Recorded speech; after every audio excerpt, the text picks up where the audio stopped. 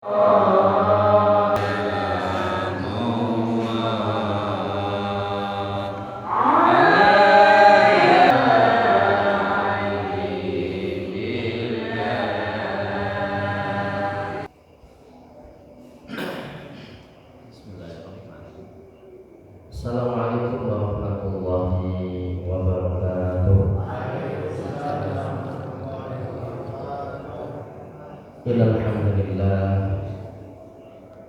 Innal hamdalillah alladzi hadana li hadza wa ma kunna linahtadiya lawla an hadana Allah. Asyhadu an la ilaha illallah wahdahu la syarika lah wa asyhadu anna Muhammadan abduhu wa rasuluhu la nabiyya ba'dah. Allahumma shalli wa sallim wa barik ala sayyidina wa habibina wa maulana Muhammad wa ala alihi wa sahbihi wa man tabi'ahum bi ihsan ila yaumiddin. Baik ayuhal hadirun rahimakumullah ta'ala bil Qur'anil karim wa huwa asdaqul qawil. A'udzu billahi minasyaitonir rajim. Bismillahirrahmanirrahim. Ya ayyuhalladzina amanu taqullaha wa tanzur nafsum ma qaddamat lighadin bima ta'malun. Ayat sallallahu alaihi. Ila hadratil haramin wa muhtaramil qurani wa kiai wa ustaz dan sepupu pemanggilan penasih wa madrasah tempat baikun. Wabil khusus dumateng ibu-ibu, bapak-bapak yang sekalian, jamaah kuliah sedulur yang kula hormati lan kula mulyakaken. Monggo langsung mungkin kali panjenengan kata-kata menyatakan puji syukur kepada Allah Subhanahu wa taala. Berangkat nikmat Allah kula kali panjenengan saged kumpul kangge sareng-sareng sholatul ini mengkaji hadis-hadis Rasulullah SAW. Dengan berkah hadis-hadis ini kita akan berakhlak insyaallah dengan akhlak yang dicontohkan oleh baginda Rasulullah sallallahu alaihi wasallam. Salawat salam dan salam Allah kepada baginda Nabi Muhammad sallallahu alaihi wasallam. Beliau yang istiqomah dari dalam beliau. Ibu-ibu sekalian, hari ini tanggal 9 Ramadan, nggih. Ini hari istimewa, Bu. Bisa istimewa sekarang. Hari ini itu hari kemerdekaan Indonesia menurut hitungan Hijriah. Jadi waktu proklamasi 17 Agustus 45 pas tanggal 9 Ramadan. Jadi ya waktu anggaran hitungan Hijriah ulang tahun kemerdekaan aslinya. Nah ini istimewa. Kita bersyukur ya, lepas dari penjajahan bangsa-bangsa asing. Alhamdulillah sama kita. Pada kesempatan pagi ini kita akan mengkaji lagi Aksarul Thariqul Khair, banyaknya jalan-jalan kebaikan. Ada dua hadis yang akan saya sampaikan pada kajian pagi ini. Yang pertama, bahwa kebaikan itu tidak hanya pada sesama manusia saja, tetapi termasuk kepada binatang. Kebaikan kepada binatang juga mendapatkan pahala. Jadi tidak boleh kita kemudian menyiksa binatang, ya, disiksa. Jago dedu ya, kambing dihadu. Itu nggak boleh, karena ada riwayat di zaman Bani Israil itu orang yang memberikan minum kepada anjing yang kehausan itu mendapatkan ampunan Allah Subhanahu wa taala. Padahal di riwayat yang lain nanti saya sebutkan keterangan Syekh Imam An-Nawawi, padahal dia itu adalah seorang yang disebut bughiyun. Bughiyun itu orang yang berperilaku jahat. Padahal dia orang yang berperilaku jahat, tapi gara-gara seperti itu dia diampuni Allah Subhanahu wa taala. Lengkapnya hadisnya diriwayatkan oleh Abu Hurairah dan ditahris dikeluarkan oleh Imam Muslim, ya, oleh Imam Muslim. Lengkapnya hadisnya begini, hadis sekalian. An Abi Hurairah radhiyallahu anhu qala Rasulullah sallallahu alaihi wasallam, atau anna Rasulullah sallallahu alaihi wasallam qala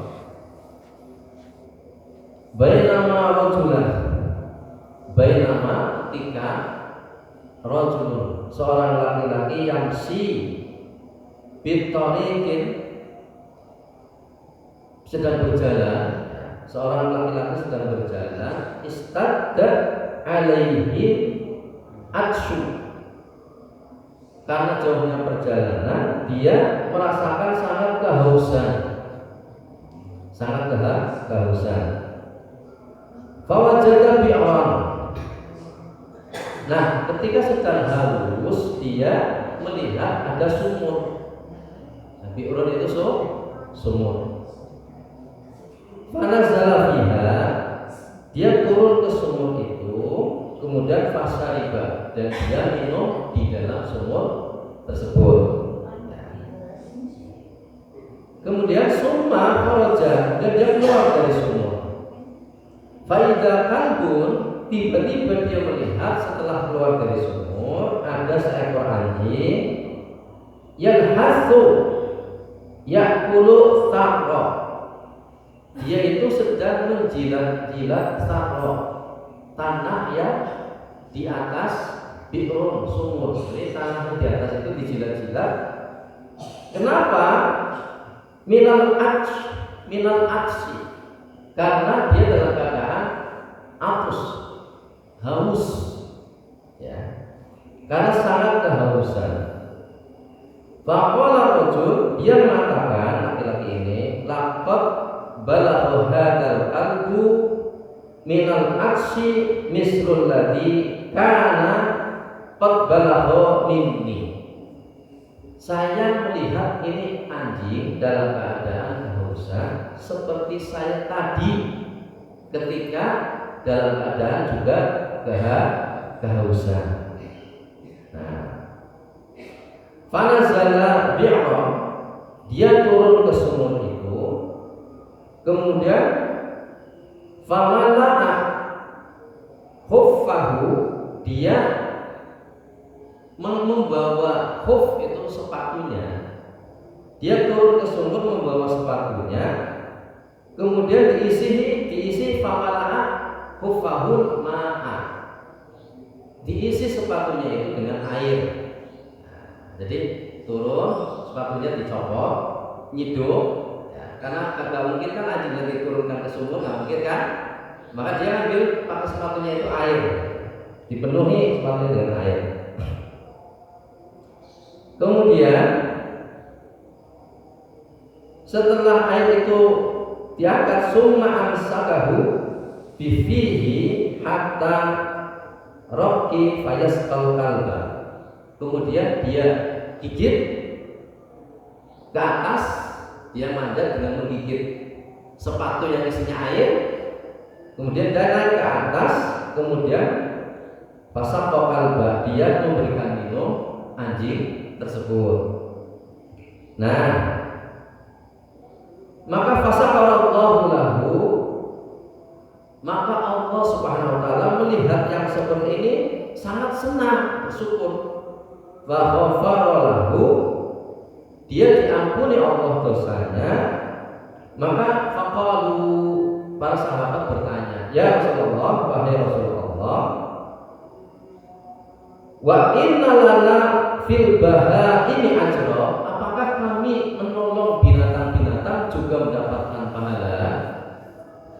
Para sahabat bertanya. Maka qala Nabi sallallahu alaihi wasallam, fi kulli kabidin rabbatin ajr. Ketika kalian menolong makhluk Allah yang punya hati, maka baginya pahala. Semua binatang punya hati ya, juga punya insting, punya perasaan. Yang gede mana kan datang eman majikannya ya Pak. Oke.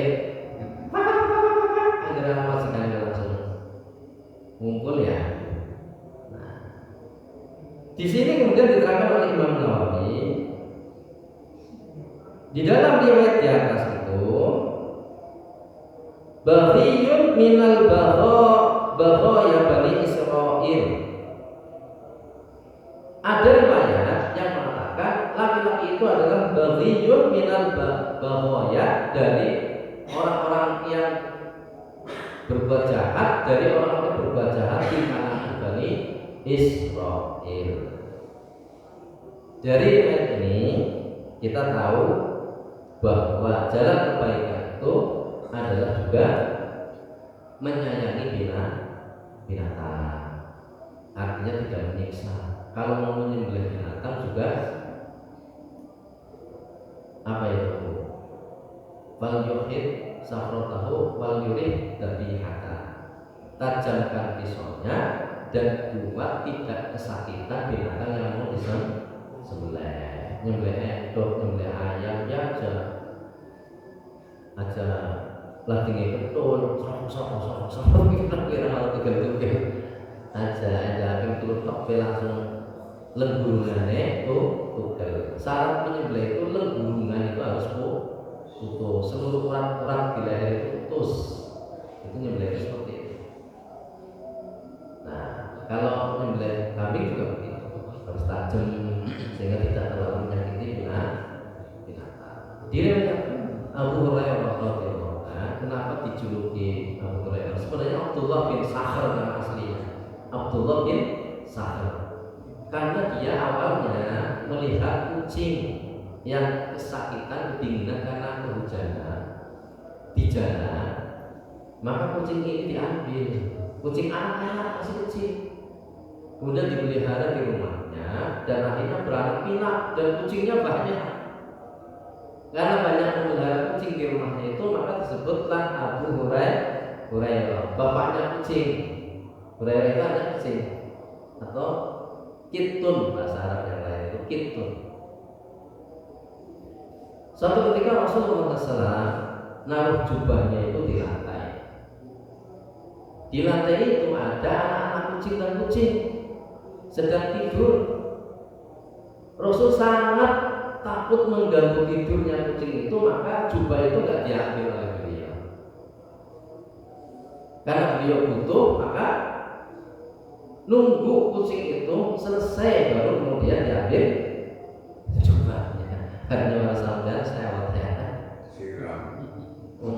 lampu itu turun, sini pulau ya. Kan ini Nabi enggak seperti itu. Ya. Termasuk hadis diriwayatkan oleh Imam Bukhari. Ada seorang perempuan itu, kata Rasul, saya melihat ada seorang perempuan yang masuk neraka gara-gara kucing. Kenapa ya Rasulullah? Kata Aisyah, kenapa ya Rasulullah? Ini riwayatnya Bukhari. Karena perempuan tadi jengkel sama kucing, tapi kemudian kucing itu dikurung di kamarnya, yang di kamar itu tidak ada satu pun makanan sehingga mati. Dan gara-gara mengurung kucing inilah maka perempuan tadi disiksa Allah Subhanahu wa Ta'ala. Jadi Allah itu sangat Rahman dan Rahim sampai termasuk kepada binatang. Dan Rasulullah SAW diutus di dalam surat Al-Anbiya ayat 121, wa ma arsalnaka illa rahmatan lil alamin. Aku tidak utus engkau wahai Nabi kecuali memberi rahmat bagi seluruh alam. Nah inilah Rasulullah SAW, dan kita umatnya supaya meniru kepada baginda Rasul, yaitu sangat tidak berbuat zalim, aniaya, baik terhadap tumbuhan, terhadap hewan, juga kepada lingkungan. Lingkungan itu juga tidak boleh kita berbuat zalim sembarangan. Lingkungan, hewan, dan lain-lain. Kalau melihat sesuatu yang layak dibunuh tapi tidak menyakiti, tidak menyiksa. Kayak mau ular masuk rumah, kalajengking, cicak boleh dibunuh ya. Itu dengan membunuh yang baik. Nah ini jalan-jalan kebaikan yang mengantarkan kita kepada surga. Orang jahat saja di kalangan Bani Israil gara-gara menolak anjing yang kehausan diampuni Allah dosanya. Ini hadisnya sahih dan ini layak untuk kita lakukan dalam kehidupan kita sehari-hari. Kemudian jalan kebaikan berikutnya yang dibahas sekalian Bapak Soalmani adalah ketika kita melaksanakan sholat wajib baik Jumatan maupun sholat fardu dengan wudu yang baik, wudunya baik, kemudian berjalan dengan tenang, itminan ke masjid, tidak tergesa-gesa, orang lain ya. Supaya tidak tergesa-gesa maka cepat ya, anjuran sholat supaya tidak tergesa-gesa maka cepat. Jadi orang layu ya, paham ya? Wong makate barang wis komat ya gede bolan dokter sandal itu mencolot nih terasnya masjid ya, nyopot sandal mencolot nih teras masjid karena rumus. Siti Mbak itu sih komat ya, kalau sana jadi kita ya. Nah, andaikan terlambat pun kita diminta itminan, tenang, kemudian masuk takbir dengan baik dan kekurangannya disempurnakan. Tapi agar terlambat terus ya anak riwayatnya sampai lo ditulungi sembayangan dan wis kaya orang kawan neraka. Si misalnya kon nulungi nyong wis suwir mriki nyong wis mlebu neraka sampeyan kaya teka. Lah sampe sembayang deh. Telat kok tekane telat to. Salat kok karena kaya itu debat. Sing apik kan nunggu imam, nunggu qomat. Ya. Nunggu qomat sampai jago zikir, maca tasbih, maca tahmid, maca tahlil, maca apa saja atau doa. Jangan turun doa sampai dari kata istijabah.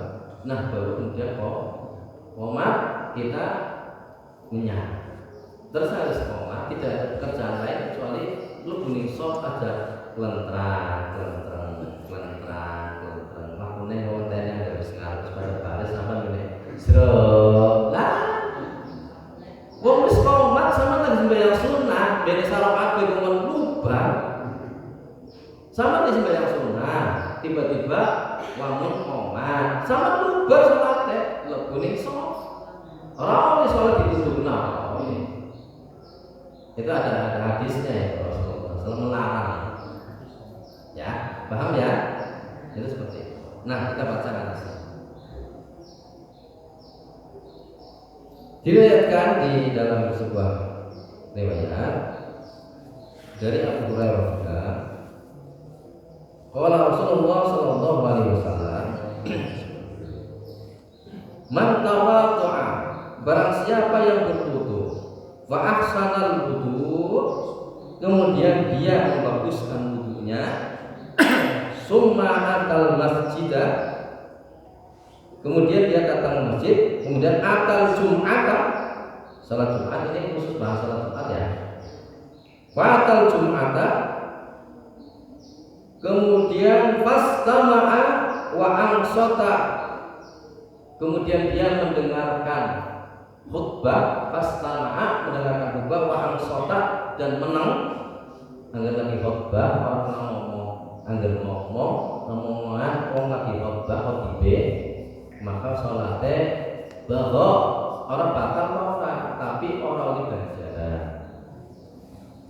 Kayak ada sing dadi muraqi itu rokok yuraqiku rokon iki artine ngangkat.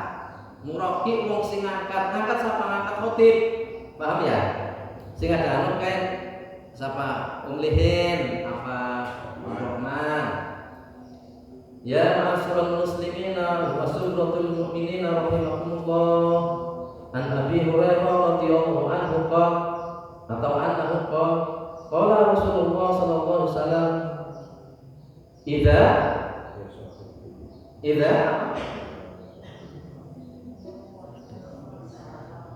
Hah?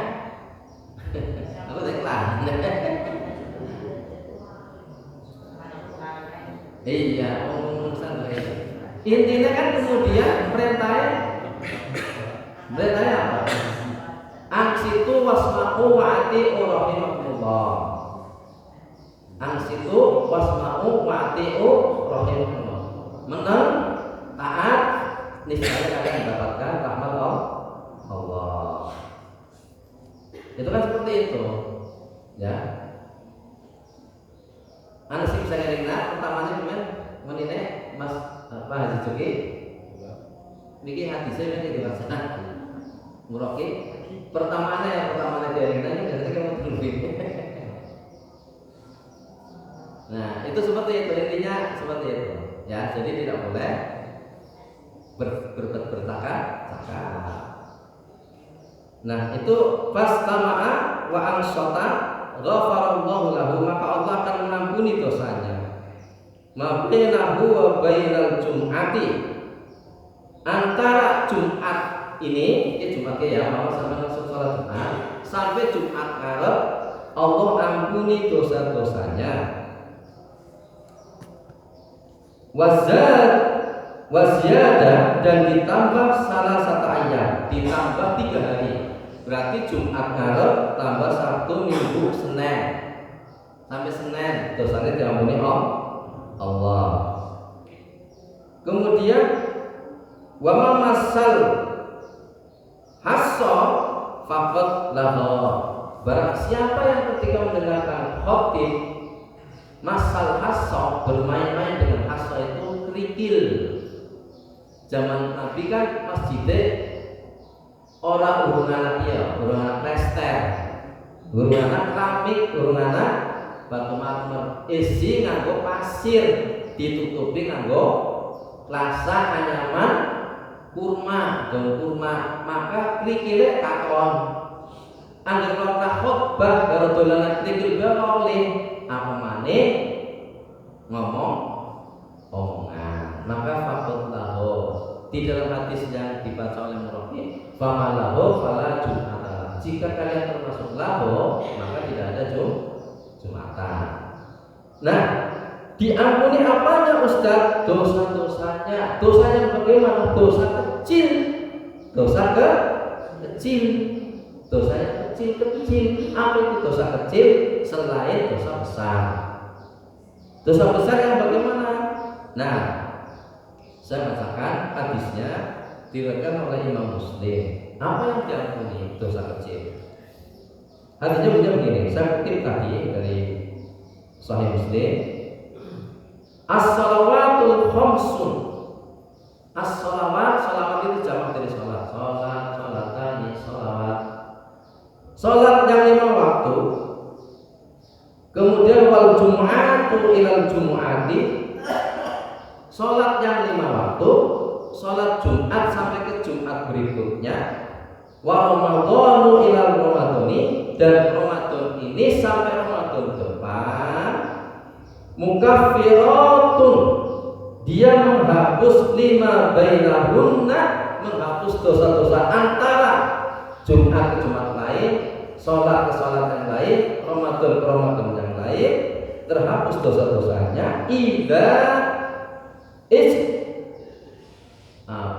Idza ijtunibatil kabair, jika ijtunibatil kabair, dari kata janibah yajnibu, jika orang tadi menjauhi dosa-dosa besar. Berarti yang diampuni dijelaskan dari hadis ini oleh hadis yang lain, dosa-dosa kecil selama menjauhi dosa-dosa besar. Menjauhi berarti ngadoi, umpama dosa tepeki sampai kene, orang sampai merek, orang mengerti dosa besar, tidak melakukan dosa-dosa besar. Ustaz, dosa besar apa saja? 1, syirku billah, syirik kepada Allah. Agar dia doi dosa-dosa cilik hilang. Dari sholat Jumat ke Jumat yang lain, sholat 5 waktu, Ramadan, pas Ramadan ke Ramadan yang lain itu diambil. Satu syirku kita, yang kedua uqul walidain, dua berbuat durhaka kepada kedua orang tua itu dosa besar. Yang ketiga zina. Zina, mohon maaf ya, zina ngerti ya? Duduk cekel-cekelan tok, cekel-cekelan tok, wong lanang wadon pacaran cekel-cekelan tok, mohon maaf tidak sampai duhul. Duhul ya paham ya? Oke, yang jelas saya kayak isinnya mah. Duhul paham ya? Tidak sampai duhul itu masih diampuni Allah. Tapi kalau sudah sampai duhul, maka berbuat zina tidak diampuni Allah kecuali dihukum dengan hukuman had. Raja kalau sudah mukson, wis bojo, wis lanang bojo atau bojo pacaran sampai zina, maka dihukum raja. Ditanam di tanah, disisakan lehernya, dilempari batu sampai mati. Mulanya disebut dosa besar karena hukumannya juga berat. Kalau bujang, kalau perawan sudah pacaran meteng, hukumannya dicambuk 80 kali sampai jeledor dan rata-rata nggak kuat. Dan kalau masih hidup dicambuk 80 kali, dibuang 2 tahun dalam pengasingan. Angger kene berarti tokoh pulau buru apa Irian Jaya sepi. Itu hukumannya berat, itu zina. Tapi anehnya bocah-bocah saiki kalau ngomong saiki remena zina, wong metu kabeh nemen. Aduh nikah, masyaallah. LKMD lamaran keri meteng dhisik. Ampun lah, dosa besar tapi beli wedi yang menyebabkan khuludu minan nar, kekal di dalam neraka.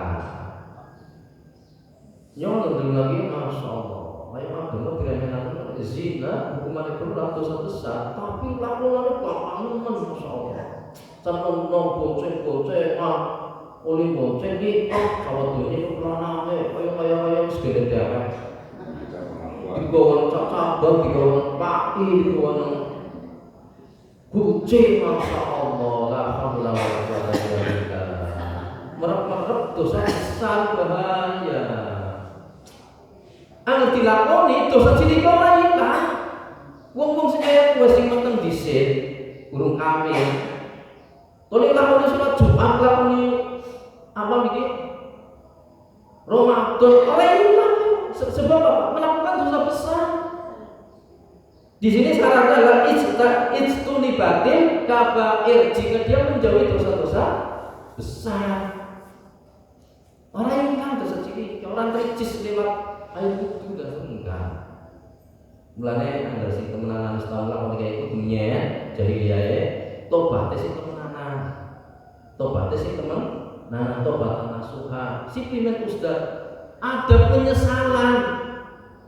Dia itu anggar kemutan, dia sangat sedih, sangat menyesal sebagaimana dia sukernya, sedihnya ketika dilemparkan Allah ke dalam api neraka.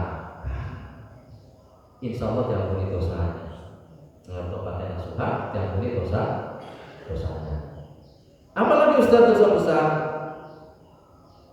Berikutnya adalah saksi palsu atau sumpah palsu. Sampai dari saksi palsu dosa besar. Sumpah palsu dosa besar. Ya. Karena persidangan sampai untuk di sedulure sampean kok dadi saksi palsu dosa besar itu. Tobat itu nasuhan. Berikutnya memakan harta anak yatim. Ditinggali bocah yatim, hartanya dipangan. Orang dikelola, orang dijaga, tapi dipangan, itu dosa besar. Makanya hati-hati kalau ditinggali bocah yatim. Ya, diamanai dosa yatim. Berikutnya kemudian menuduh orang yang baik-baik berbuat zina. Wabil khusus perempuan biasanya menuduh perempuan lain berbuat zina padahal dia orang baik.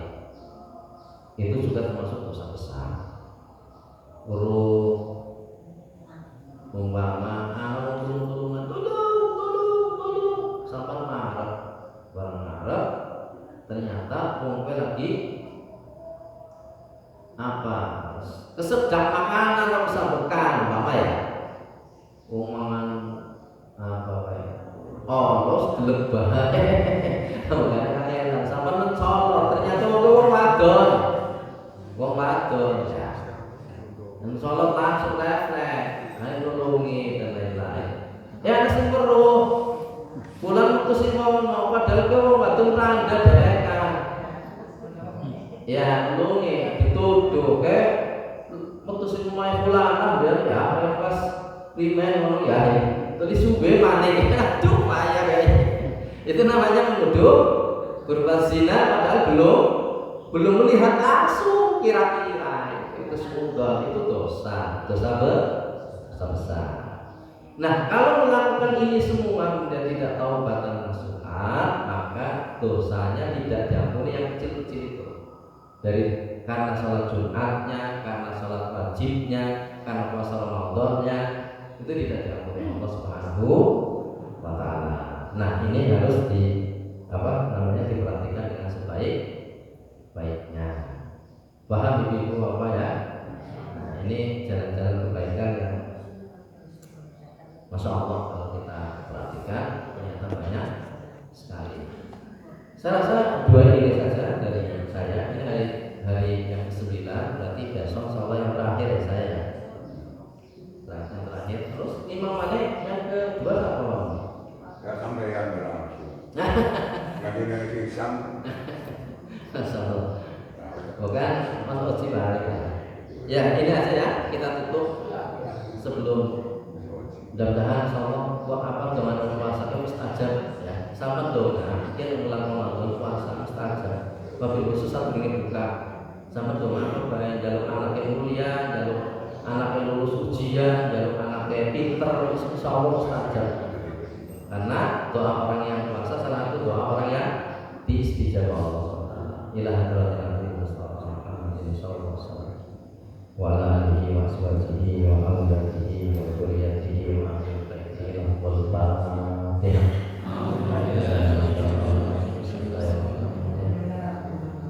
Alhamdulillah rabbil alamin. Ar-Rahmanir Rahim. Ya na'budu wa iyyaka nasta'in. Shiratal ladzina an'amta 'alaihim ghairil maghdubi 'alaihim. Allahumma shalli ala sayyidina Muhammadin wa ala sayyidina Muhammadin sayyidil awwalin wal akhirin sallallahu alaihi wa sallam Rasulillah. Alhamdulillah rabbil alamin. Hamdan na'imin hamdan nafi'an wa yaqulu masidan ya rabbana alhamdulillah wa yaqulu jalali wa jalali wa alihi sultani.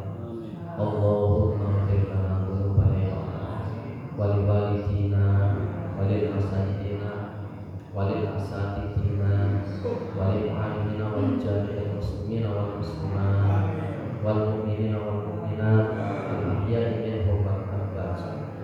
Allahumma rabbana la tuzigh qulubana ba'da idh hadaytana wa hab lana min ladunka rahmah innaka antal wahhab. Rabbana la tu'akhidhna in nasina aw akhtana.